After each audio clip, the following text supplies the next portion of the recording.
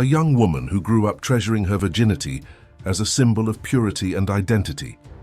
A millionaire who's used to getting everything he wants through money and power enters her life, and she starts to question her own self-worth.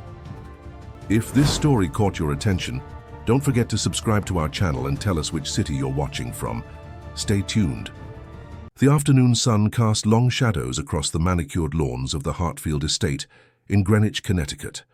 Women in flowing summer dresses and men in tailored linen suits mingled beneath white canopies, champagne flutes glinting in the golden light. Among them, Eleanor Blackwood stood alone by the rose garden, feeling distinctly out of place despite her carefully selected outfit and practiced smile. At 27, Eleanor was an anomaly in her social circle. While most of her college friends had pursued careers in finance or married into wealthy families, she had devoted herself to her work as a literature professor at a small liberal arts college. Her modest apartment in New Haven was filled with books rather than designer furniture, and her wardrobe consisted primarily of practical, comfortable pieces rather than status symbols. "Eleanor, I was beginning to think you weren't coming." Olivia Matthews approached with 2 champagne flutes in hand, her diamond bracelet catching the light as she extended one toward Eleanor. "You know these events aren't exactly my scene," Eleanor replied, accepting the drink with a grateful smile. "But I promised I'd come to at least one this summer." Olivia rolled her eyes good-naturedly. "God forbid you actually enjoy yourself for once. There are some interesting people here, you know. Not everyone is as shallow as you think." Eleanor took a small sip of champagne, surveying the crowd. "I don't think everyone is shallow, Liv. I don't fit in here." "That's because you don't try," Olivia countered. "Oh, there's someone you should meet. Nathan, over here."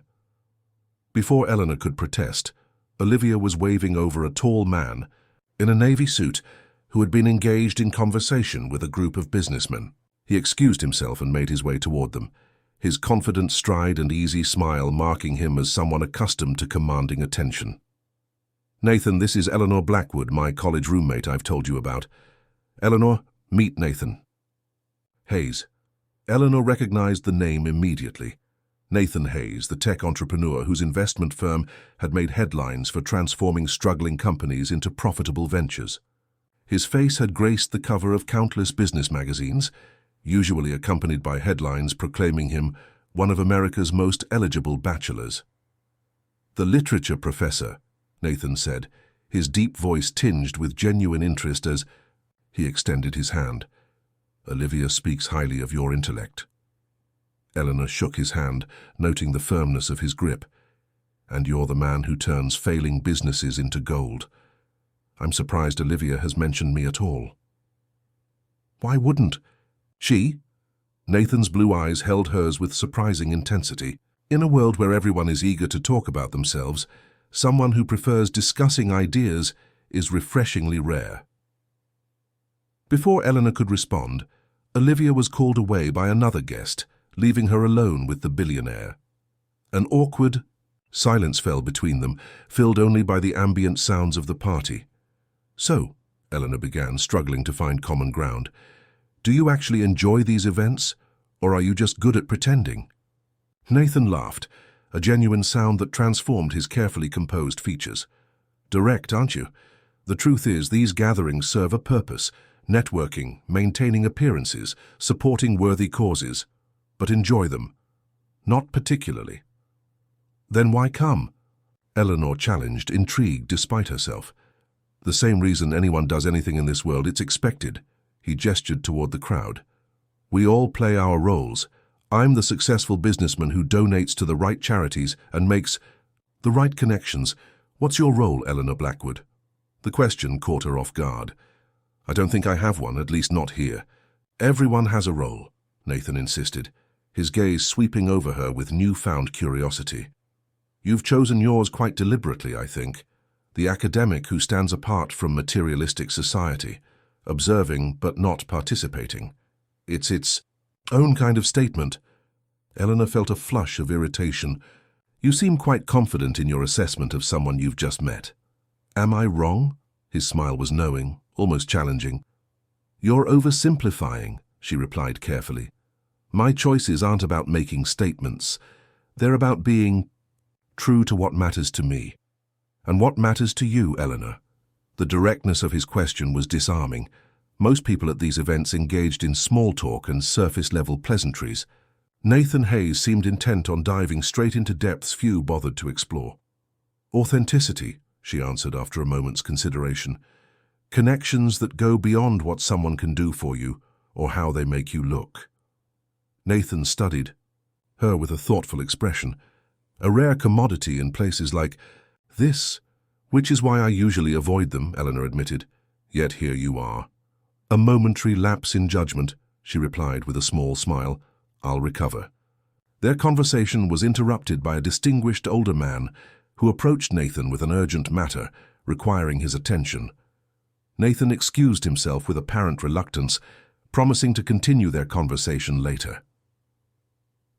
Eleanor watched him walk away, surprised by her disappointment. Their brief interaction had been the most genuine moment she'd experienced at one of these events. The rest of the afternoon passed in a blur of polite conversation and social niceties. Eleanor found herself repeatedly scanning the crowd for Nathan, but he seemed perpetually engaged with other guests, though she occasionally caught him glancing in her direction. As the evening drew to a close, she decided to make an early exit. She had fulfilled her promise to Olivia and had no desire to linger. She was retrieving her wrap from the coat check when a deep voice behind her made her turn. Leaving so soon? Nathan stood with his hands in his pockets, his tie slightly loosened, the first sign of imperfection she'd seen in his otherwise immaculate appearance. I've had enough socializing for one day, she admitted. Would you consider extending your tolerance for one more conversation, he asked. There's a small library in the East Wing, much quieter than out here. Eleanor hesitated. The invitation seemed innocent enough, but she was well aware of who Nathan Hayes was, a man accustomed to getting what he wanted when he wanted it. Just conversation, he added, seeming to read her thoughts. I rarely meet someone who makes me think beyond quarterly projections and market fluctuations. Against her better judgment, Eleanor found herself nodding. One conversation. The library was everything Eleanor loved. Warm mahogany shelves filled with leather-bound volumes, comfortable seating and blessed quiet. Nathan directed her to a pair of armchairs near a window, overlooking the now darkening gardens. Much better, he sighed, loosening his tie further. I meant what I said earlier.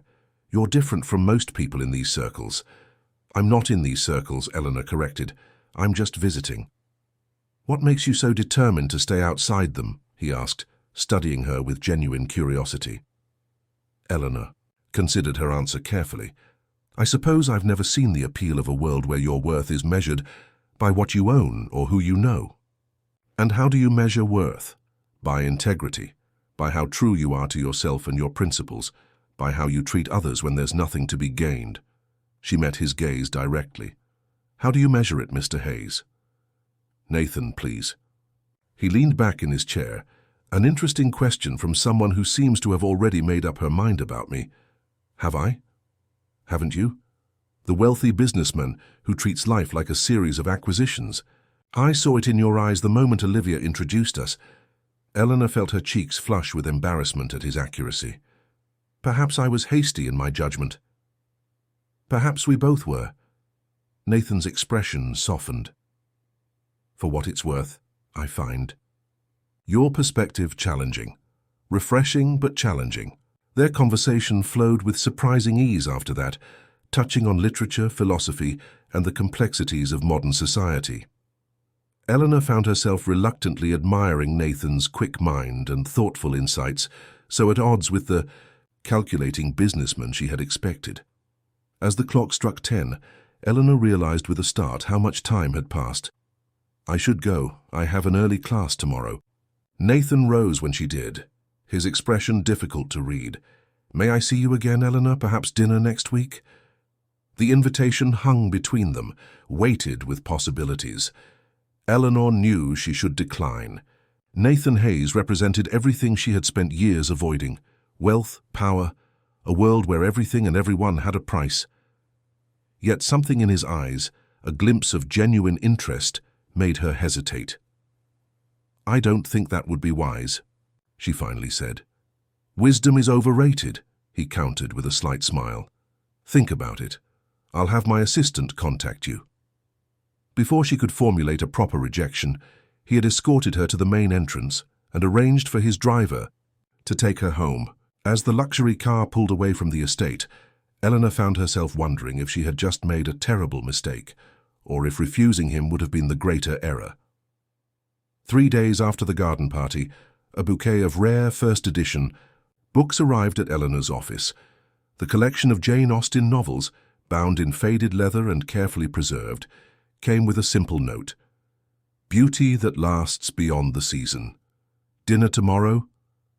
Nathan."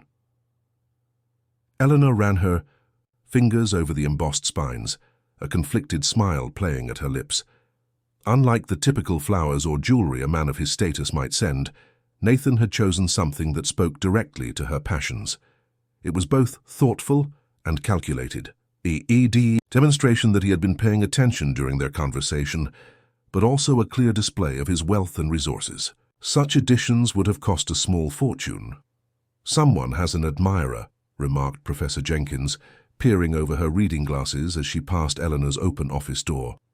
"And one with excellent taste in literature." Eleanor carefully returned the books to their protective case. "Just someone I met at a party. Must have been quite an impression you made," the older woman observed with a knowing smile before continuing down the hallway. That evening, as Eleanor graded papers in her modest apartment, her phone rang with an unknown number. Eleanor Blackwood speaking. "Eleanor, it's Nathan Hayes." His voice was as confident through the phone as it had been in person. "I trust the books arrived safely?" She glanced at the collection now displayed on her coffee table. "They did. They're magnificent, but I can't accept them." "Why not?" He sounded genuinely perplexed. "Because they're too much. We barely know each other." "Then let's remedy that. Have dinner with me tomorrow. Nothing fancy, just conversation." Eleanor sighed, twirling a pen between her fingers.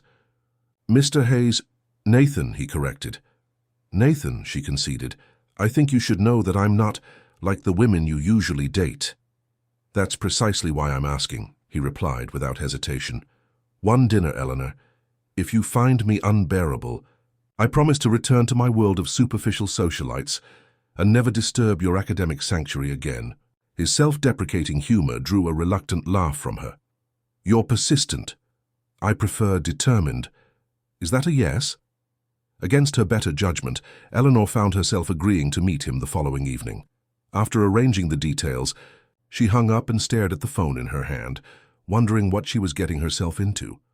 The restaurant Nathan chose was a surprise, not the exclusive Michelin-starred establishment she had expected, but a small, family-owned Italian place in a quiet part of downtown New Haven. The interior was warm and inviting, with checkered tablecloths and candles in wine bottles. Nathan was already seated in a corner booth when she arrived, dressed more casually than she had seen him before in dark jeans and a simple button-down shirt. He stood when he saw her, his eyes appreciative but respectful as they took in her navy dress. "You look beautiful," he said simply, pulling out her chair. "Thank you. This isn't what I expected," she admitted, glancing around the restaurant. "Disappointed?" There was a hint of challenge in his smile. "Surprised," she clarified, "pleasantly so. I did some research. This place has the best authentic carbonara in Connecticut, according to 3 different food blogs run by actual Italians." He handed her a menu. "But feel free to verify my findings." Their conversation flowed more easily than Eleanor had anticipated. Moving from literature to travel, film, and education, Nathan listened intently when she spoke about her students and her research, asking insightful questions that revealed genuine interest rather than polite attention. "You really love teaching, don't you?" he observed as they shared a tiramisu. Eleanor nodded. "It's more than a job. There's something incredible about watching someone encounter an idea that changes how they see the world." "What was that idea for you?" Nathan asked. "The one that shaped your worldview?" She considered the question carefully. "It wasn't just one, but I remember reading Thoreau in high school. The price of anything is the amount of life you exchange for it. That stayed with me." Interesting choice, Nathan murmured. So you measure value in terms of time and life force invested? Among other things, Eleanor agreed. What about you? What shaped your perspective? A shadow crossed Nathan's face. Experience, mostly. Growing up with nothing teaches you that everything has a price. Some things are just more expensive than others. That sounds rather cynical, she observed. Realistic, he countered. The world runs on transactions, Eleanor. Pretending otherwise is a luxury not everyone can afford. Is that how you see people too, as transactions? The question hung between them, heavier than she had intended. Nathan's expression became guarded, and for a moment, Eleanor thought she had crossed a line. I used to, he finally admitted, surprising her with his honesty. It was simpler that way. Cleaner. And now? She pressed gently. His blue eyes met hers across the table. Now I'm having dinner. With a woman who makes me question assumptions I've held for 20 years. It's unsettling. The vulnerability in his admission caught Eleanor off guard. This wasn't the calculating businessman she had expected, but a man acknowledging the limitations of his own worldview. As they left the restaurant, Nathan insisted on walking her to her car despite the light rain that had begun to fall. They strolled slowly, sheltered under his umbrella, the streets glistening beneath the streetlights. I enjoyed tonight, Eleanor said softly as they reached her modest sedan. Thank you. Enough to see me again? Nathan asked, his usually confident voice tinged with unexpected uncertainty. Eleanor studied his face in the dim light. I'm still not sure this is a good idea. We come from very different worlds, Nathan. Different perspectives make for better conversations, he countered. Besides, I'm not asking for a lifetime commitment, just another evening of your company. The rain intensified, drumming against the umbrella as they stood close together in its shelter. Eleanor was acutely aware of Nathan's presence, his subtle cologne, the warmth radiating from him in the cool evening air, the intensity of his gaze as he waited for her answer. One more evening, she conceded, but we're still just getting to know each other. No more extravagant gifts. Nathan's smile was triumphant but gentle. Agreed, though I should warn you my definition of extravagant might differ from yours. Before she could respond, he leaned down and placed a soft kiss on her cheek, his, lips lingering just long enough to send an unexpected warmth through her body. Good night, Eleanor Blackwood, he murmured close to her ear. Dream well. The following weeks unfolded in a series of carefully orchestrated encounters. Nathan seemed determined to show Eleanor aspects of his world that might appeal to her. Thoughtful nature, a private viewing of rare manuscripts at the Morgan Library in New York, an evening at a small jazz club where the musicians were former students of hers, a day spent sailing on Long Island Sound where they talked for hours, without interruption. Each experience was curated to demonstrate that there could be depth and meaning within the privileged world he inhabited. And each time, Eleanor found herself growing more conflicted. Nathan was intelligent, attentive, and surprisingly thoughtful. Yet she couldn't shake the sense that his interest in her was part of a larger pattern, the pursuit of something he couldn't easily obtain. Their fifth date ended at the door of her apartment building. The evening had been perfect, a small theater production followed by a late dinner where they had argued good-naturedly about the director's interpretation of the text. Would you like to come up? Eleanor found herself asking, the words surprising her as much as they seemed to surprise Nathan. His expression registered momentary shock before settling into something more controlled. Are you sure? Eleanor nodded, though uncertainty fluttered in her stomach. This wasn't like her. She had always been cautious, deliberate in her relationships, protective of her privacy and her principles. Nathan followed her up 3 flights of stairs to her apartment, waiting patiently as she fumbled with her keys. The space beyond the door was modest but welcoming, bookshelves lining every available wall, comfortable furniture chosen for utility rather than style, framed prints of her favorite literary quotes instead of expensive artwork. It's not what you're used to, she said, suddenly self-conscious about the stark contrast between her home and what she imagined his to be. Nathan moved through the space slowly, examining her bookshelves with genuine interest. It's exactly what I expected, he said, turning to face her with a warm smile. It's you, Eleanor. Unpretentious, thoughtful, and full of hidden treasures for those who take the time to look. The compliment, delivered with such sincerity, caught her off guard. She moved to the small kitchen to make tea, needing a moment to compose herself. "You have a first edition Hemingway," Nathan called from the living room, his voice colored with surprise. "That's quite a find." Eleanor smiled as she returned with 2 mugs. "It was my grandfather's. He gave it to me when I decided to study literature." "Family heirloom," Nathan nodded, accepting the tea, "the best kind of wealth." "Is that how you see it? As wealth?" "Anything of value is wealth, Eleanor. Some things just can't be quantified in dollars." They settled on her small sofa, the space between them charged with unspoken awareness. Eleanor could feel the warmth of his body next to hers, the subtle shift as he angled toward her. "Why me?" "Nathan?"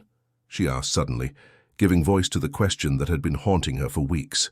"There are countless women in your social circle who would be easier to incorporate into your life." Nathan set his mug down carefully, his expression growing serious. "Maybe I don't want easy. Maybe after years of relationships based on mutual benefit and social compatibility, I'm interested in something that challenges me." "So I'm a challenge?" Eleanor raised an eyebrow. "A puzzle to solve?" "No," he said firmly, reaching for her hand. "You're authentic in a way that's become rare in my world. You make me question things I've taken for granted. You see me not what I represent." His fingers intertwined with hers, and Eleanor felt her resolve weakening. There was an intensity to Nathan that both thrilled and frightened her, a force of will that had built empires and transformed industries now focused entirely on her. "I'm not for sale, Nathan," she whispered, giving voice to her deepest fear. "Not for books or experiences or pretty words." His expression darkened. "Is that what you think this is? A transaction?" "Isn't it?" she challenged. "You pursue what you want with single-minded determination. You're used to getting it. I'm just trying to understand what it is in this case." Nathan's jaw tightened as he withdrew his hand from hers. For a moment, Eleanor thought he might leave, offended by her blunt assessment. Instead, he leaned back against the sofa cushions, studying her with renewed intensity. "You think I see you as something to acquire?" His voice was controlled, but she could sense the tension underneath. "That I'm what? Collecting you?" "I don't know what to think," Eleanor admitted. "You've spent the last month showing me a world of privilege I've deliberately avoided. Every date has been perfectly orchestrated to appeal to my interests. It feels like..." "Like what?" he prompted when she hesitated. "Like a seduction strategy rather than a genuine connection." Nathan ran a hand through his hair, a rare gesture of frustration that disrupted his usual composure. "Have you considered that perhaps I'm trying to find common ground? That I'm showing you aspects of my world that might resonate with you because I want to bridge the gap between us?" "Of course I have," Eleanor sighed. "But there's still so much I don't understand about your interest in..." "Me. You could have anyone, Nathan. Women far more beautiful, connected and aligned with your lifestyle. You think I haven't had those relationships?" His laugh held no humor. "Beautiful women who wanted my connections, socially advantageous partners who wanted my resources, each one perfectly willing to play the role expected of them as long as they got what they wanted in return." He leaned forward, eyes locked on hers. "Do you know what none of them ever did, Eleanor? Challenge me, question my assumptions, see beyond what I could offer them." The raw honesty in his voice was compelling, yet Eleanor remained cautious. "And that's all this is? You're tired of easy conquests?" "This isn't about conquest," Nathan said firmly. "Though I admit your resistance to being impressed by my wealth is refreshing." "I'm not resistant to being impressed," Eleanor corrected. "I'm resistant to being bought."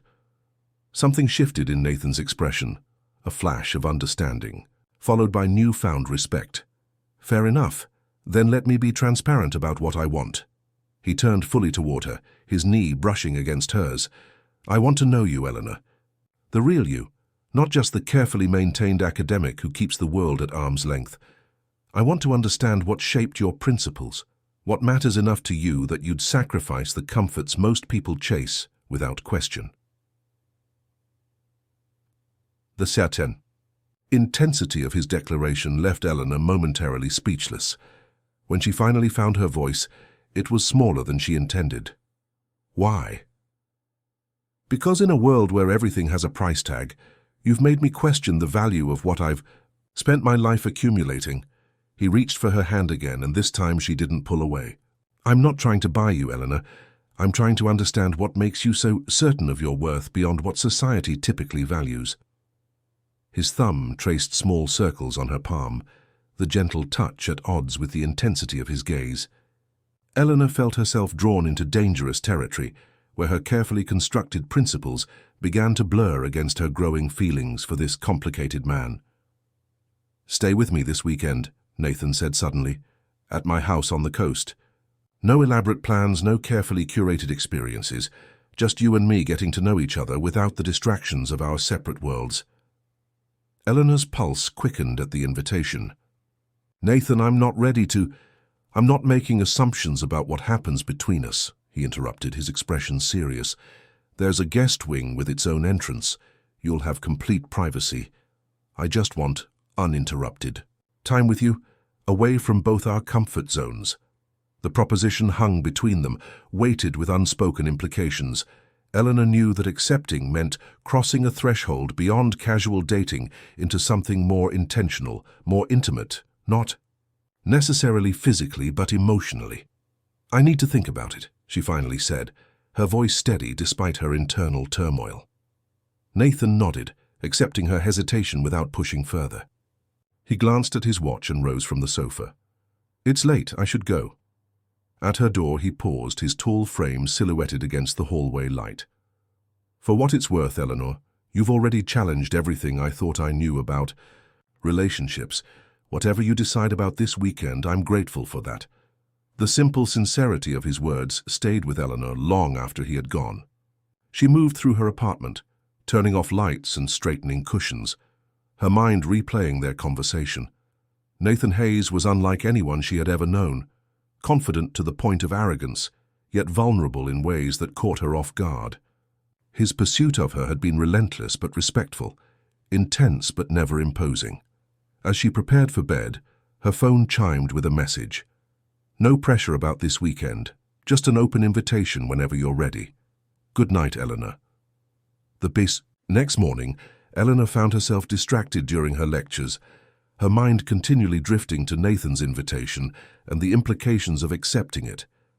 During her office hours, she was so preoccupied that she missed a question from a student who had to repeat it twice. "Sorry, Madison," Eleanor said, refocusing her attention. "What were you asking about the symbolism in The Awakening?" After the student left, Eleanor sank back in her chair, frustrated with herself. This wasn't like her. She had always prided herself on her focus, her ability to compartmentalize her personal and professional lives. "You look troubled," observed Dr. Sullivan, her department chair, pausing in her doorway. "Everything all right?" Eleanor managed to smile. "Just a lot on my mind." "Anything to do with those first editions that arrived last week?" The older woman's eyes twinkled with knowing interest. "The entire department has been buzzing about your mysterious admirer." "It's complicated," Eleanor admitted. "The worthwhile ones usually are." Dr. Sullivan's expression softened with understanding. "I've known you for 5 years, Eleanor.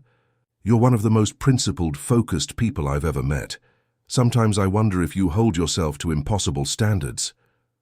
"What do you mean?"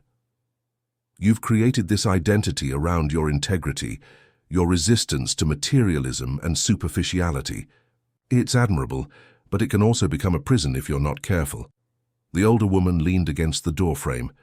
"Life rarely fits into neat moral categories. Sometimes the path forward means reconciling seemingly contradictory truths." Eleanor considered this. "And if reconciling those truths means compromising principles I've built my life around?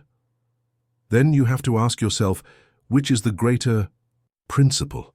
Maintaining your ideological purity or allowing yourself to grow through new experiences?" Dr. Sullivan straightened. "Just something to consider. You're too young to have all your boundaries set in stone. That evening, Eleanor found herself packing an overnight bag, her decision made more from instinct than rational thought. She texted Nathan a simple message. "What time should I arrive tomorrow?" His response came almost immediately. "Whenever you're ready, I'll send the address and gate code. No expectations, Eleanor. Just time together." The drive to Nathan's coastal property the following afternoon took Eleanor along winding roads that hugged the Connecticut shoreline. As she followed the GPS directions, the neighborhoods grew increasingly exclusive until she turned onto a private drive bordered by ancient oak trees. The security gate opened at the code Nathan had provided, revealing a long driveway that curved through carefully landscaped grounds. When the house finally came into view, Eleanor's breath caught in her throat. House was an understatement. The sprawling modern structure of glass, stone, and wood seemed to emerge organically from the coastal landscape, its clean lines framing spectacular ocean views. Nathan was waiting on the front steps as she parked her car beside his Aston Martin, the contrast between her practical sedan and his luxury vehicle a stark reminder of the differences between them. "You came," he said simply as she approached, his expression revealing more vulnerability than she had expected. "I came," she confirmed, pushing away her nervousness, "though I'm already feeling out of my element." "Good," Nathan smiled, taking her bag despite her protests. "That makes two of us." "You? Out? Of your element in your own home? This is just a house, Eleanor. And yes, I'm out of my element because for the first time in years, I care more about someone else's comfort than my own." He held her gaze for a meaningful moment before gesturing toward the entrance. "Come on, I'll show you around." The interior of the house was as impressive as the exterior. Soaring ceilings, walls of glass overlooking the Atlantic, minimalist furnishings that managed to be both luxurious and welcoming. Yet what struck Eleanor most was how the space reflected Nathan himself. Confident, meticulously designed, but with unexpected touches of warmth in the books lining his office shelves and the abstract paintings by local artists adorning the walls. "This is beautiful," she admitted as they stood on the main deck, the late afternoon sun casting golden light across the water. "Though I'm not sure what I'm doing here." "Getting to know me outside the contexts where I'm always performing," Nathan replied, leaning against the railing beside her. "No restaurants where I've arranged special treatment, no events where we're surrounded by expectations. Just this place, which is probably the only space where I'm fully myself." Eleanor studied his profile against the ocean backdrop. "And who is that? The real Nathan Hayes?" "That's what we're here to explore." He turned to face her fully. "I meant what I said about the guest wing. Your space is entirely private. I've prepared dinner, but beyond that, there's no agenda for this weekend." True to his word, Nathan showed her to a beautifully appointed guest suite with its own entrance and terrace. The space was elegant but comfortable, with a sitting area, bedroom and luxurious bathroom that together were larger than her entire apartment. "This is excessive," Eleanor observed, setting her bag on a bench at the foot of the bed. "For one person, perhaps," Nathan acknowledged. "But I designed this house for entertaining. The irony is that you're the first person I've invited who I actually want to impress beyond the surface level. Why me?" The question that had been haunting Eleanor for weeks resurfaced. "What made you single me out at that garden party?" Nathan considered his answer carefully. "You looked at me like I was a person, not a resource or an opportunity. Do you know how rare that is in my world?" He moved to the doorway. "Take some time to settle in. Dinner will be ready at 7. Alone in the guest suite, Eleanor took a moment to absorb her surroundings. The tasteful luxury of the space was undeniable, yet she found herself wondering about the emptiness of such a beautiful home with only one permanent resident. Despite his wealth and status, Nathan Hayes seemed fundamentally isolated in a way that resonated with her own carefully maintained distance from meaningful connection. At 7 o'clock precisely, she made her way to the main house, following the path Nathan had shown her during the tour. She found him in the kitchen, his usual business attire replaced by casual clothes as he arranged food on 2 plates. "You cook?" she asked, unable to hide her surprise. "Don't sound so shocked." He chuckled without looking up from his task. "I lived alone for years before I could afford a housekeeper. Some habits stay with you." The simple dinner he had prepared, grilled fish with fresh vegetables and herbs from his garden, was served on the terrace as the sun began to set over the ocean. They ate in comfortable silence for a while, the rhythmic sound of waves filling the space between them. "Tell me something you've never told anyone else," Nathan said suddenly, refilling her wine glass. "Something that makes you who you are." Eleanor raised an eyebrow at the request. "That's quite an ask for our first dinner here." "I'm not known for my patience," he admitted with a small smile. "But fair enough. I'll go first." He set his glass down carefully. "Everyone thinks I built my company through brilliant strategic insight and relentless networking. The truth is, my first major break came because I happened to sit next to the right person on a flight that was delayed for 6 hours. Pure luck, not skill." "That's what you've never told anyone?" Eleanor was skeptical. "That success involves luck." "What I've never admitted," Nathan clarified, "is how much that random chance haunts me. Everything I've built rests on a foundation of fortunate timing. Sometimes I wonder if I deserve any of it, or if I've spent my life trying to prove I wasn't just lucky." The vulnerability in his confession caught Eleanor off guard. This wasn't the calculated sharing of personal details to create artificial intimacy. This was genuine insecurity from a man the business world considered invincible. "Your turn," Nathan prompted gently. Eleanor took a deep breath, considering what she could share that would match his honesty. "I've built my identity around being different from the materialistic world I grew up in. My parents were all about appearances, social climbing, making the right connections. I rejected all of that, which they saw as a personal betrayal." She twisted her napkin in her lap. "But sometimes I wonder if my choices are really about principle or if I'm just afraid." "Afraid of what?" "Of being vulnerable. Of wanting things that might not align with my carefully constructed value system." She met his gaze across the table. "Of being like everyone else, easily swayed by comfort and luxury and attention." Nathan considered this. "There's courage in questioning your own motivations. Most people never do. Or maybe it's just another form of self-absorption," Eleanor countered. "Either way," Nathan said, his eyes never leaving hers, "you're the most authentic person I've ever met, Eleanor." "Blackwood, even your doubts come from a place of genuine self-reflection." As the evening progressed, their conversation deepened into territory Eleanor rarely explored with anyone. Childhood influences, private fears, moments of failure that had shaped their adult selves. Nathan spoke of his father's bankruptcy and subsequent descent into alcoholism, how it had fueled his own relentless drive for financial security. Eleanor shared her complicated relationship with her status-conscious mother, whose disappointment in her academic career, rather than an advantageous marriage, had created a rift that remained unbridged. "It's getting late," Nathan observed as they finished a second bottle of wine. "I should let you get some rest." Eleanor nodded, feeling simultaneously exhausted and more awake than she had been in years. Their conversation had stripped away layers of pretense she hadn't even realized she was maintaining. As they stood to clear the table, Nathan's hand brushed against hers, the brief contact sending an unexpected current through her body. She looked up to find him watching her with undisguised desire, not just physical, but something deeper, more profound. "Nathan," she began, uncertain what she wanted to say. "I know," he said softly. "No expectations. I meant that." He walked her back to the guest wing, maintaining a respectful distance that somehow felt more intimate than any physical contact could have been. At her door he hesitated.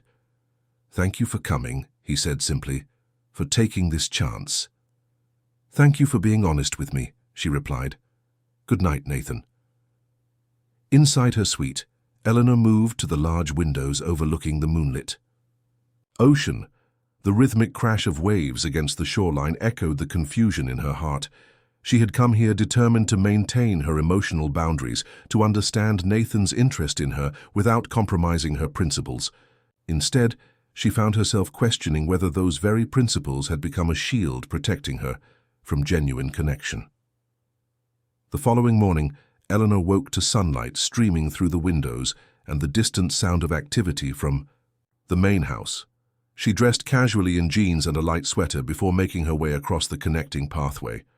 She found Nathan in the kitchen again, preparing coffee and what appeared to be a substantial breakfast. He looked up at her entrance, his expression brightening. "I wasn't sure what time you'd be up," he said, sliding a cup of coffee toward her. "I remember you mentioned you prefer it strong." "Thank you." Eleanor accepted the cup, touched by the small detail he had remembered from one of their earlier conversations. "Can I help with anything?" "Just keep me company," Nathan replied, returning his attention to the stove. "Did you sleep well?" "Better than expected," she admitted. There's something soothing about being near the ocean. Breakfast was served on the same terrace as dinner the night before, the morning sun casting a different quality of light across the water. They ate in comfortable silence for a while, the awkwardness of their new proximity gradually giving way to a sense of ease that surprised Eleanor. "What would you like to do today?" Nathan asked as they finished their meal. "We could walk along the beach, take the boat out if you're feeling adventurous, or just stay here and continue our conversation." "I'd like to see more of the grounds," Eleanor decided. "You mentioned a path to a private cove." Nathan's face lit up with genuine pleasure at her interest. "It's my favorite spot on the property. I'll show you after breakfast." The path to the cove wound through carefully maintained coastal gardens that gradually gave way to more natural landscape as they descended toward the water. Nathan moved, with easy confidence over the terrain, occasionally extending a hand to help Eleanor over rougher patches, each brief touch reinforcing the growing connection between them.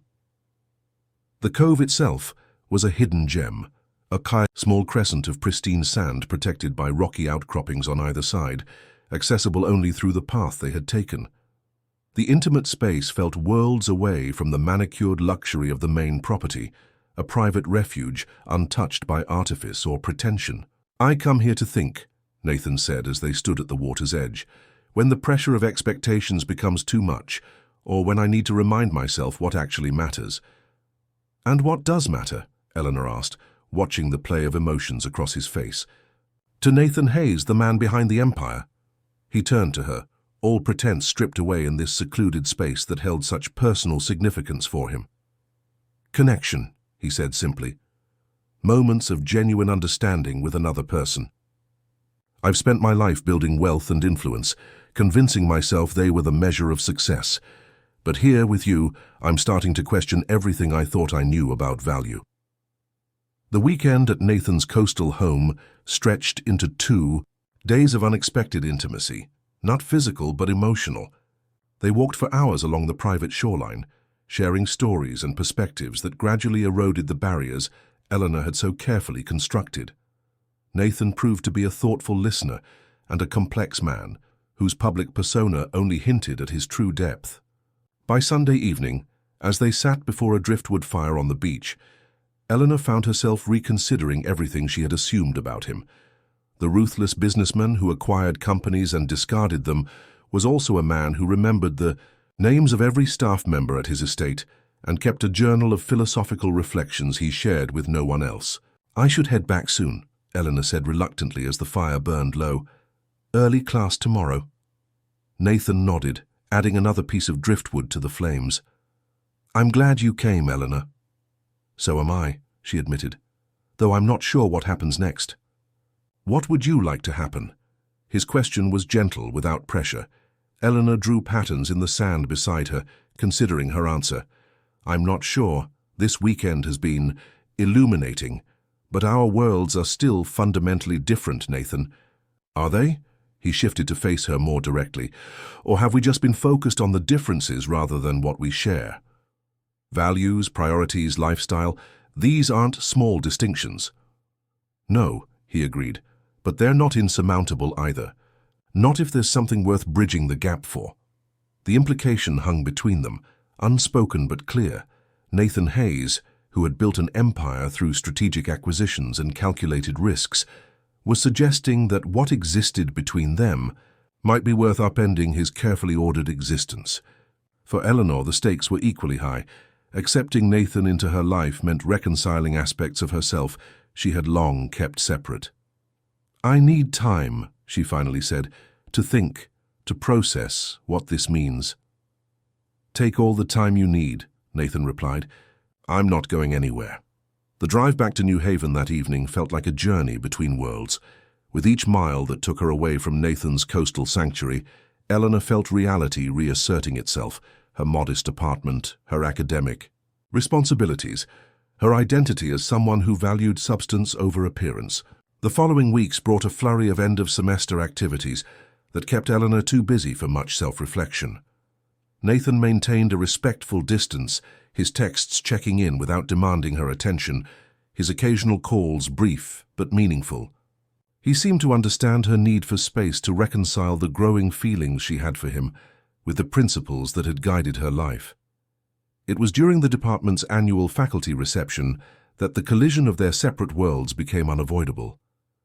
Eleanor was deep in conversation with a visiting scholar when Olivia Matthews appeared at her elbow, resplendent in a designer dress that cost more than Eleanor's monthly salary. "There you are," Olivia exclaimed, air-kissing both of Eleanor's cheeks. "I've been looking everywhere. You'll never guess who just made a substantial donation to the English department's research fund." Before Eleanor could respond, she spotted Nathan across the room, engaged in conversation with the university president and several board members. He was every inch the powerful businessman in his impeccably tailored suit, commanding attention without effort. "What is he doing here?" Eleanor asked, her voice barely above a whisper. "Supporting the humanities, apparently," Olivia replied with a knowing smile, "though I suspect his interest is more specific than general literary scholarship." Eleanor excused herself from her colleague and made her way across the crowded reception hall toward Nathan. He saw her approaching, his expression warming visibly. Despite the formal setting, "Surprise," he said softly when she reached him. "The president tells me your department has some groundbreaking work on digital preservation of rare texts." "We do," Eleanor confirmed, struggling to maintain her professional composure. "Though I doubt that's why you're here." "It was a convenient reason," he admitted. "The truth is, I missed you." The simple admission, spoken in a room full of academics and administrators who viewed Nathan primarily as a potential donor, affected Eleanor more deeply than any grand gesture could have. Here was a man accustomed to wielding influence through his wealth, yet looking at her as though she were the only person who mattered. "Mr. Hayes has generously committed to funding our manuscript digitization project," the department chair announced, joining their conversation. "With his support, we'll be able to make rare texts accessible to scholars worldwide." Eleanor watched as Nathan seamlessly shifted into his public role, discussing the technical aspects of the project with genuine interest, while occasionally glancing her way as if to share a private joke about the formality of the proceedings. As the evening progressed, Eleanor observed Nathan moving through the academic crowd with surprising ease. He asked thoughtful questions about research projects, engaged earnestly with junior faculty members, often overlooked at such events, and demonstrated knowledge of literature that went far beyond what she would have expected. "He's been researching your field," Olivia commented, appearing at Eleanor's side with 2 champagne flutes. "Nathan doesn't do anything halfway, especially when he's interested in someone." "It's just a donation," Eleanor replied, accepting the champagne. Olivia's expression was skeptical. "Eleanor, in the 15 years I've known Nathan Hayes, I've never seen him attend a university function unless it was directly related to business or technology. Literature is not his typical philanthropic focus." Before Eleanor could respond, Nathan approached them, his public duties apparently complete for the evening. "Ladies," he greeted them with a warm smile. "Olivia, would you mind if I borrowed Eleanor for a moment? There's someone from the rare books division I'd like her to meet." Olivia's knowing smile suggested she didn't believe the excuse for a second, but she graciously stepped away, leaving them alone in a relatively quiet corner of the reception hall. "You didn't have to do this," Eleanor said once they were out of earshot. The donation, coming here. I know, Nathan replied, his voice low and intimate despite the public setting. But I wanted to understand your world better, to see you in your element. Was that presumptuous? Eleanor studied him, trying to reconcile the powerful businessman, who had just committed a small fortune to her department, with the vulnerable man who had shared his private insecurities on a moonlit beach. No, she finally admitted. It was thoughtful. High praise indeed, he teased gently. Does this mean I'm forgiven for the surprise appearance? There's nothing to forgive. Though I'm curious, how much did you donate? Nathan's expression became guarded. Does it matter? It might, Eleanor said carefully, depending on your motivations. My motivation was supporting work you care about, he replied evenly. The amount is irrelevant. Not to me, Eleanor insisted. Not if this is about trying to impress me or buy your way into my good graces. Nathan's eyes narrowed slightly. After everything we've shared, you still think this is transactional. I don't know what to think, Eleanor admitted, the strain of the evening finally showing in her voice.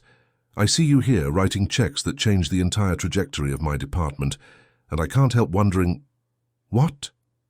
He challenged when she hesitated. What exactly are you wondering, Eleanor?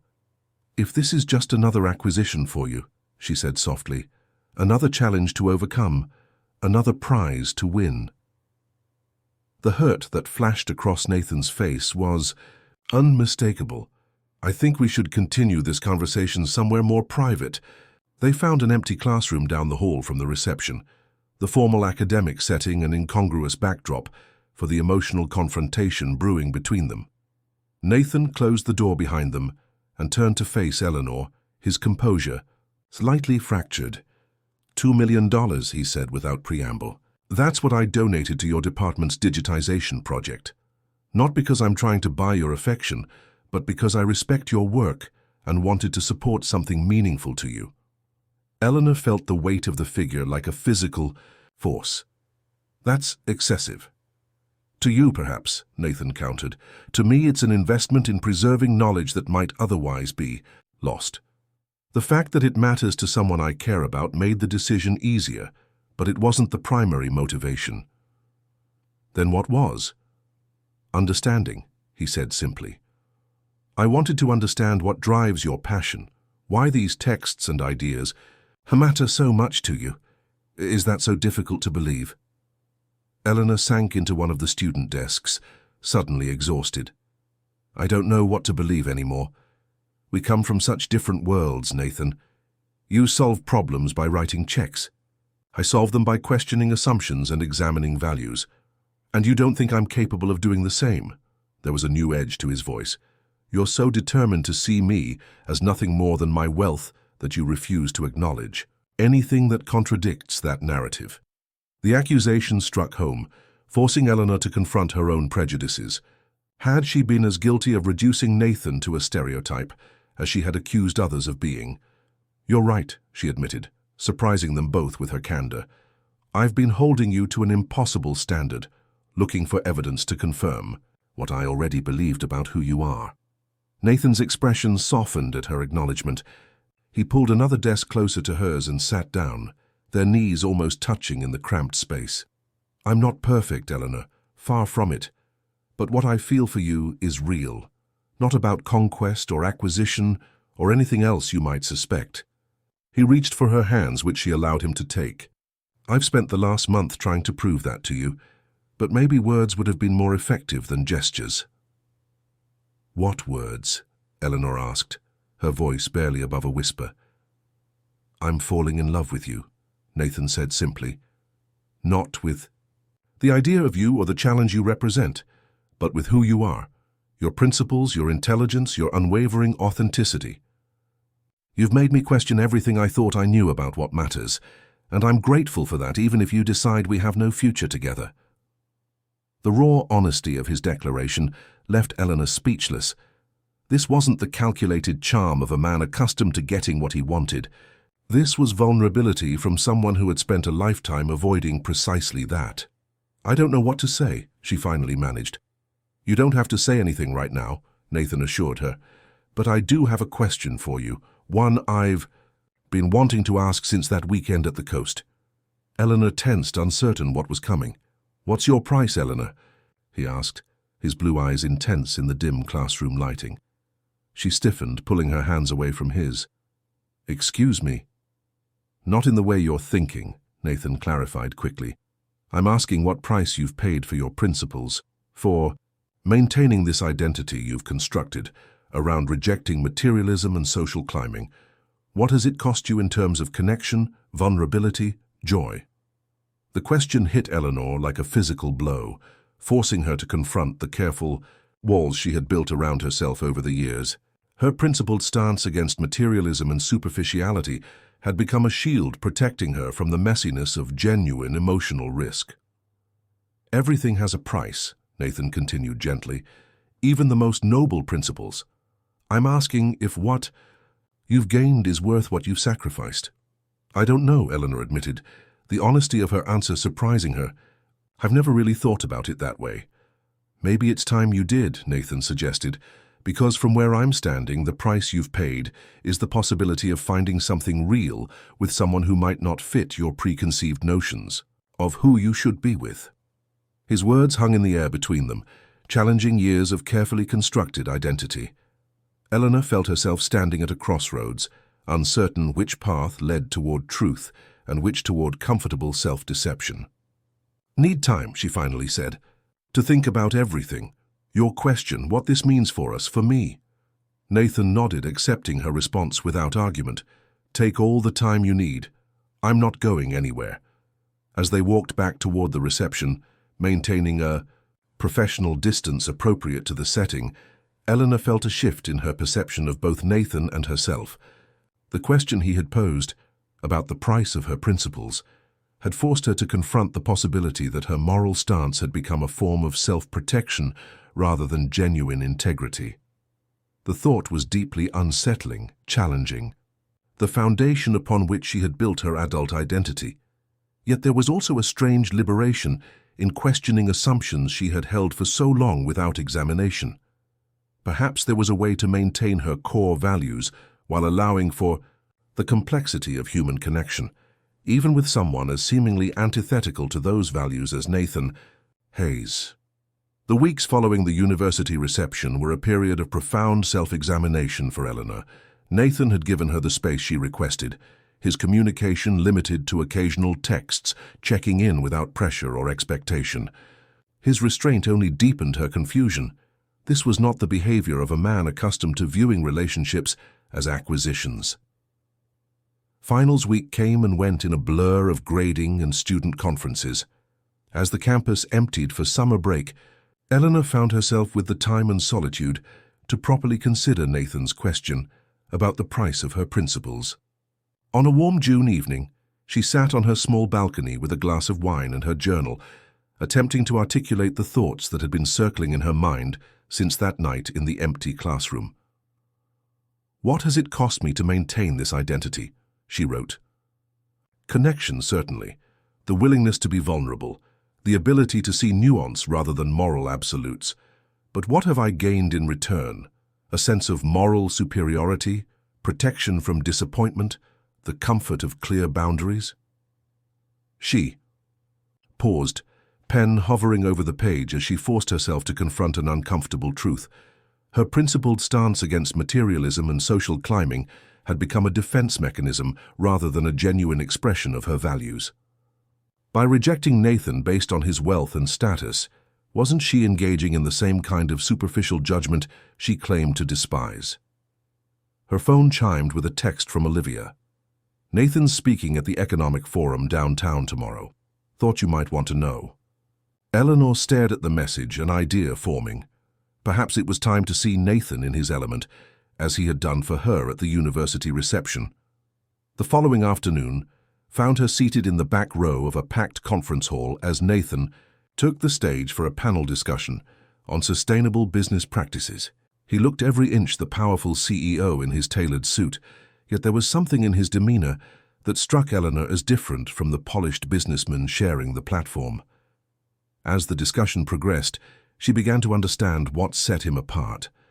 While the other panelists spoke in careful corporate platitudes, Nathan was forthright about both the successes and failures of his company's sustainability initiatives. He challenged industry standards, admitted past mistakes, and outlined a vision that balanced profit with genuine social responsibility. The traditional business model treats ethical practices as a luxury affordable only after profit goals are met, he told the audience. I believe that approach is fundamentally flawed. When we separate ethics from economics, we create a false dichotomy that ultimately serves neither. Eleanor felt a surge of admiration as she watched him field questions with thoughtful candor rather than rehearsed responses. This was a side of Nathan she had glimpsed during their private conversations, but had never fully appreciated, a man who brought the same authenticity to his professional life that he had shown her personally. After the panel concluded, she made her way toward the stage, threading through the crowd of attendees eager to speak with the prestigious panelists. Nathan was surrounded by people seeking his attention, but his eyes found hers across the room, a flash of surprise and pleasure crossing his face before he regained his professional composure. He excused himself from his current conversation and made his way toward her, ignoring several attempts to engage him along the way. "Eleanor," he said when he reached her, his voice warm despite the formal setting. "This is unexpected. Wanted to see you in your natural habitat," she explained with a small smile, "as you did with me." "And what's your assessment?" he asked, a hint of vulnerability beneath the confident exterior. "You were impressive," she admitted. "More honest than I expected in this setting." Nathan glanced around at the crowded conference hall. Would you have time for coffee? There's a quiet place around the corner." 20 minutes later, they were seated in a corner booth of a small cafe, the trappings of Nathan's corporate persona, tie loosened, jacket draped over a chair, making him seem more like the man she had come to know during their private moments. "Thank you for coming today," he said, stirring his coffee absently. "Though I'm curious what prompted the visit." "I've been thinking about your question," Eleanor replied. "About the price of my principles." Nathan's hand stilled, his full attention focused on her words. "I realized something," she continued. "I've been so concerned with maintaining my moral purity that I've reduced you to a caricature, the wealthy businessman who sees everything in terms of acquisition and control. It was easier that way, safer than acknowledging the complexity of who you really are." "And who am I, Eleanor?" His voice was soft, almost vulnerable. "Someone who challenges my assumptions," she said honestly. "Someone who makes me question whether my principles are truly about integrity or just about protecting myself from the risk of genuine connection." Nathan reached across the table to take her hand, his touch gentle but grounding. That kind of self-examination takes courage. "I'm still not sure I have answers," Eleanor admitted, "but I do know that judging you solely by your wealth is just as superficial as judging someone by their lack of it. I've been guilty of the same reductionist thinking I claim to oppose." "We all have our blind spots," Nathan said, his thumb tracing small circles on her palm. "The question is whether we're willing to acknowledge them when they're pointed out to us." Eleanor studied him, this complicated man who had disrupted her carefully ordered existence and forced her to confront contradictions in her own value system. "I think I've been afraid," she finally said, "not just of you and what you represent, but of discovering that my identity isn't as solid as I thought it was." "Fear of self-discovery can be more paralyzing than fear of others," Nathan observed. "I should know. I've spent years avoiding exactly that kind of introspection." "Until recently?" Eleanor asked. "Until you," he corrected with a small smile. "You've made me question things I've taken for granted about success, about connection, about what constitutes genuine value." The honesty in his expression moved something deep within Eleanor. Here was a man who commanded boardrooms and wielded enormous influence, yet sat before her with open vulnerability, asking for nothing but the chance to be seen for who he truly was. "Where do we go from here?" she asked quietly. "That depends on whether you've answered the question I posed that night," Nathan replied, "about whether what you've gained from your principles is worth what you've sacrificed." Eleanor considered her response carefully. I think principles only have value when they're tested, when they're forced to evolve through experience, rather than remain abstract ideals.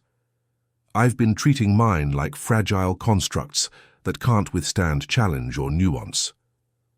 And now, I think true integrity isn't about rigid adherence to a predetermined set of values. It's about the willingness to question those values, to refine them through experience and connection. She met his gaze directly. You asked about my price, Nathan. The truth is, I've been paying it for years without realizing. The price of missed connections, of judgment without understanding, of safety without growth. Nathan's expression softened with something like relief. Does this mean you're willing to explore what exists between us without the weight of preconceived notions? I think it means I'm willing to acknowledge that genuine connection is rare and valuable, regardless of the package it comes in, Eleanor replied, and that perhaps the greatest integrity lies in recognizing worth beyond surface categories.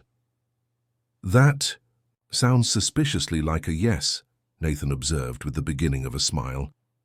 It's a let's discover together, Eleanor clarified, without either of us having to abandon who we are or what matters to us. Nathan lifted her hand to his lips, pressing a gentle kiss against her knuckles. I can work with that.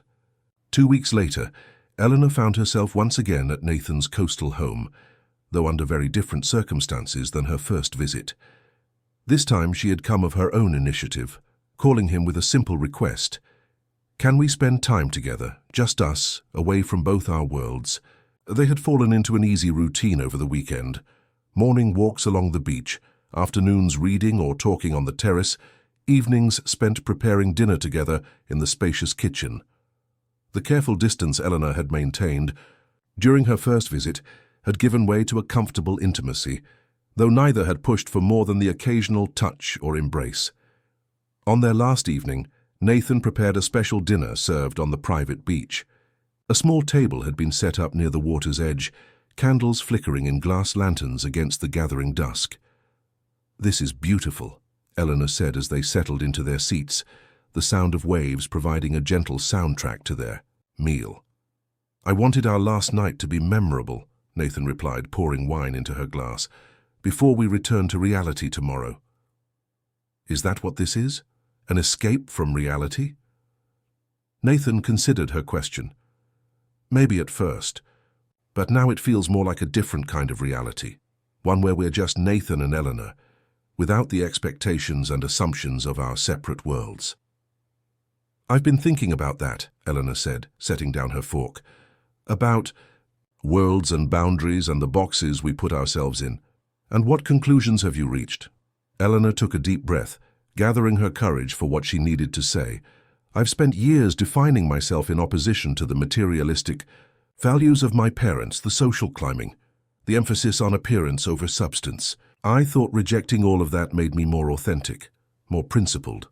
"Doesn't it?" Nathan asked, watching her intently. "Not if it becomes its own kind of prison," she replied. "Not if it prevents me from recognizing genuine connection because it doesn't fit my predetermined narrative of how my life should look."